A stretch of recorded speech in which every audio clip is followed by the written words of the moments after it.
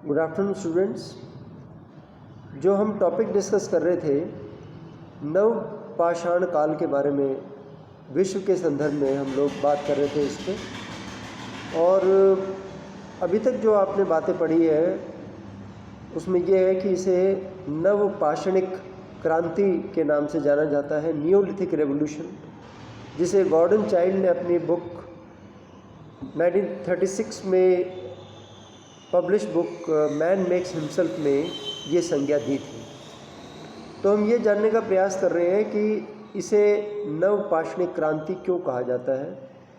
तो एक तो आपने जाना कि इसी काल में कृषि का व्यापक रूप से आरंभ हो गया था। मनुष्य ये समझ गया था कि बीज धरती में गाड़ने से, बोने से वो अंकुरित होते हैं और उनसे पौधे निकलते हैं जिससे वो फल प्राप्त कर सकते हैं। मनुष्य का जो खाना बदोशी जीवन था वो धीरे धीरे समाप्त होने लगा था। हालांकि कई इतिहासकार इसको अतिशयोक्ति करते हैं, इसको एग्जैजरेट करते हैं कि मनुष्य ने स्थायी रूप से रहना आरंभ कर दिया था। देखिए, सेमी नोमैडिक लाइफस्टाइल यानी अर्ध खाना बदोशी जीवन तो पहले भी था। मनुष्य पहले भी कहीं कहीं रुकता था कुछ समय के लिए, फिर आगे चलता था। लेकिन ये कि मुख्यतः है इस काल में स्थायित्व शुरू हो गया मनुष्य के जीवन में। अब मनुष्य ने एक स्थान पर रहना शुरू कर दिया। पशुपालन का जो है व्यापक आरंभ हुआ, निवास स्थान उसके स्थापित हो गए, चाहे वो तंबू गाड़ कर रहता था। हम बात कर रहे हैं यहाँ पे विश्व संदर्भ में। घास फूस की झोपड़ियाँ भी मिलती हैं और हमें बाद के समय में ईंटों की आवास भी प्राप्त होते हैं। तो इससे पता लगता है कि मनुष्य ने अब एक स्थान पर रहना सीख लिया था और धीरे धीरे ग्राम्य जीवन का उदय हुआ। मैंने आपको कल बताया था कि झरनों के किनारे, नदियों के किनारे लोगों ने रहना शुरू कर दिया। कुछ एक जैसे परिवार रुका, कुछ और परिवार वहाँ पे रुक गए। धीरे धीरे वो गांव के रूप में परिवर्तित हो गया। तो कई परिवारों के समूह एक साथ रहने लग गए तो वो गांव कहलाया। खान पान के तरीक़ों में परिवर्तन आया। मैंने आपको बताया था कि किस तरह से पहले मनुष्य पशुओं के मांस पर निर्भर था, कच्चे मांस पर या कंदमूल के फल खाया करता था। अब क्या है कि अब वो भोज्य उत्पादक बन गया। अब वो अनाज उगाने लगा, गेहूँ पीसकर उसकी रोटी भी बनाने लगा। जानवरों का जो मांस था वो जो पहले कच्चा खा जाया करता था वो भून कर खाने लगा। और पहिए के आविष्कार के बारे में बताया था कि मनुष्य ने इस काल में पहिए का आविष्कार किया। Invention of wheel turn out to be revolutionary. अब बैलगाड़ियों का प्रयोग करने लग गया वो कृषि के लिए। कृषि के लिए उसने बैलों का प्रयोग करना शुरू कर दिया और फिर धीरे धीरे उसने बैलगाड़ियाँ भी बनानी शुरू कर दी जब उसने पहिए का आविष्कार किया। और इससे क्या हुआ कि यातायात से मनुष्य की जो यातायात संबंधी सुविधाएं हैं वो उसको प्राप्त हो गई। बैलगाड़ियों ने जो है अपने बोझे को वो बैलगाड़ियों में डाल के एक स्थान से दूसरे स्थान पर ले जा सकता था। इस काल में उद्योगों का विकास हुआ। पहिए के आविष्कार के पश्चात मनुष्य ने विभिन्न प्रकार के व्यवसाय करने आरंभ कर दिए। जैसे चाक की सहायता से वो मिट्टी के बर्तन बनाने लगा था। बर्तन बनाने की कला का तो इस काल में आविष्कार हो ही गया था। तो अब वो चाक की सहायता से मिट्टी के बर्तन बनाने लगा था, जिसमें वो घड़े, कटोरी और तश्तरियाँ, गिलास वो बनाया करता था। उनको आग में पकाकर उन पर सुंदर रंगों की चित्रकारी भी करने लग गया था। और लकड़ी की जो बैलगाड़ी थी वो भारी मात्रा में अब बनने लगी। तो धीरे धीरे मनुष्य ने खेतों में जूट, कपास, इन फसलों को बोना शुरू कर दिया, जिससे वस्त्र उद्योग प्रकाश में आया। मनुष्य अब अपने शरीर को पशुओं की खाल, वृक्षों से की छाल से नहीं ढकता था, बल्कि उसने अब अपने वस्त्र जो है बनाने आरंभ कर दिए थे। अब वो वस्त्र पहना करता था। हमें कई स्थानों से तकली या तकुए या चरखे प्राप्त हुए हैं।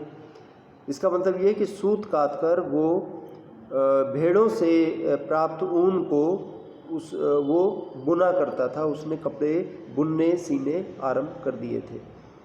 तो इस प्रकार से विभिन्न नए व्यवसायों का उदय हुआ नवपाषाण काल। हथियारों की अगर हम बात करें तो जो हमारा पैमाना है पाषाण काल को अलग अलग कालों में विभाजित करने का, वो मुख्यतः है पाषाणों के प्रकार पर आधारित है।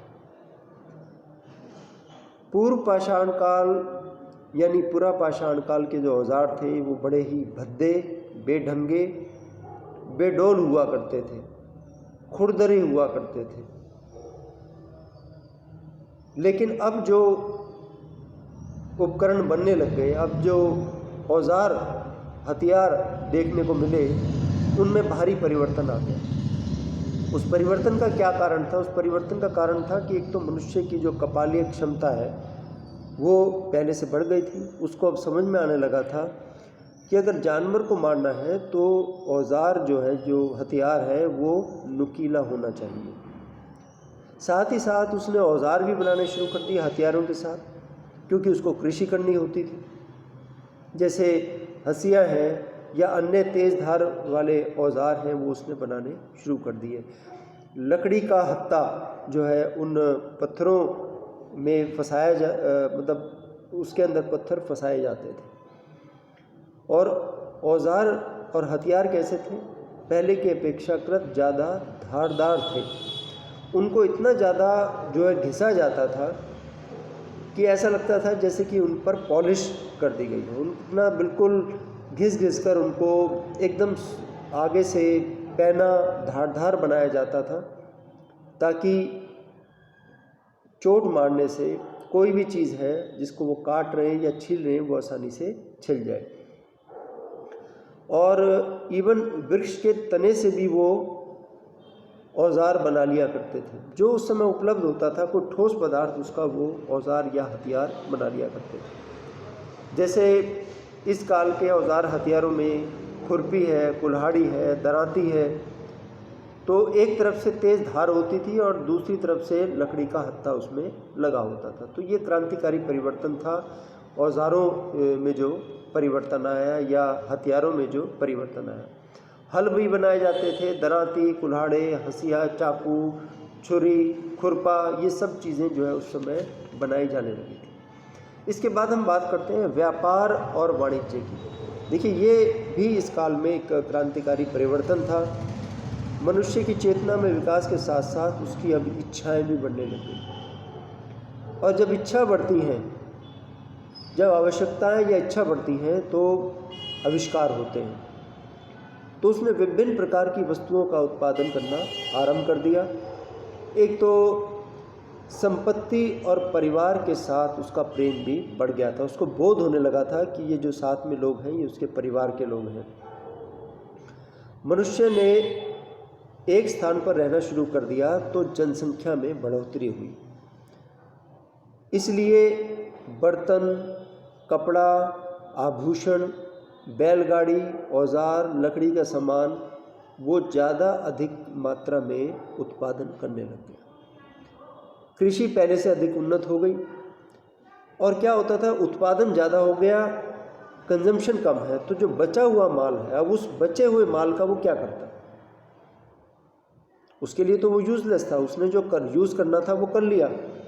अब वो बचे हुए माल को बैलगाड़ियों के माध्यम से एक स्थान से दूसरे स्थान पर ले जाकर और उसको बेच दिया करता।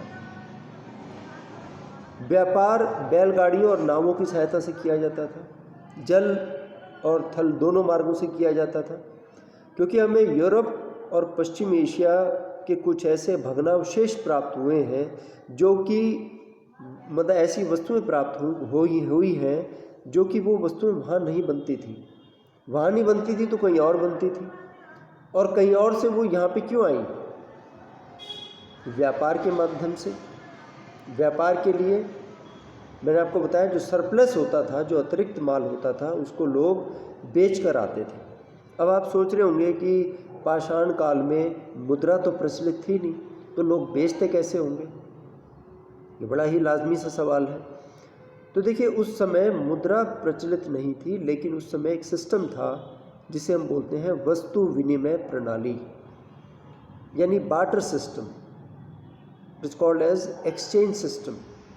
इसमें क्या था कि आप जो प्रोडक्शन कर रहे हैं किसी चीज़ का, मान लो कुम्हार है वो घड़े बना रहा है या और बर्तन बना रहा है, या लोहार है वो अपनी लोहे की चीज़ बना रहा है, या और कोई भी प्रोफेशन है जो अपना प्रोडक्ट बना रहा है, वो उस प्रोडक्ट के बदले में जिसको वो दे रहा है, वो जो व्यवसाय अपना रहा है, मान लो किसी किसान को दे रहा है, वो घड़ा किसी किसान को दे रहा है, तो उस घड़े के बदले वो अनाज उससे प्राप्त करता था, यानी एक्सचेंज सिस्टम था because of the lack of currency.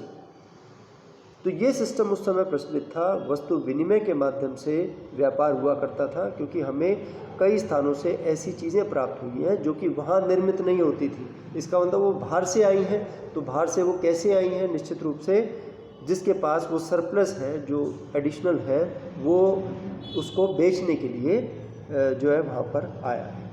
तो उस समय व्यापार और वाणिज्य भी उसकी भी शुरुआत हो गई थी। इसके बाद हम बात करते हैं राजनीतिक संगठन की, पॉलिटिकल ऑर्गेनाइजेशन। जब मनुष्य ने अपना स्थायी निवास बनाया तो परिवार, गोत्र और समाज का उत्थान हुआ, मतलब institution of family, institution of गोत्र और सोसाइटी एग्जिस्टेंस में आई।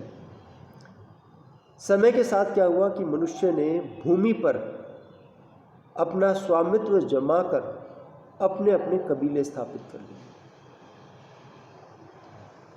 जैसे जो कुछ लोग इकट्ठे एक स्थान पर रहना शुरू कर दिया, उन्होंने जिस स्थान पर उन्होंने रहना शुरू कर दिया, उन्होंने उस स्थान को अपनी भूमि मान लिया, क्योंकि उस समय कोई सिस्टम नहीं था, जो जहाँ रह रहा है वहाँ रह रहा है, कोई किसी को मना नहीं कर सकता था कहीं रहने से, क्योंकि कोई सिस्टम एग्जिस्ट नहीं कर रहा था। तो जिस क्षेत्र में जो लोग जहाँ रहते थे, उन्होंने अपनी उस क्षेत्र को अपनी भूमि मान लिया और अपने अपने कबीले, अपने अपने ग्रुप्स स्टैब्लिश कर लिए। क्योंकि पहले जो सिस्टम था वो ट्राइबल सिस्टम था, लोग कबीलों में बटे हुए थे, प्रत्येक कबीले का अपना एक चिन्ह होता था और प्रत्येक कबीले में जो सबसे ज़्यादा आयु वाला व्यक्ति होता था उसको कबीले का मुखिया बना दिया करते थे। सेल्फ प्रोक्लेम भी होता था और लोग उसे बना दिया करते थे।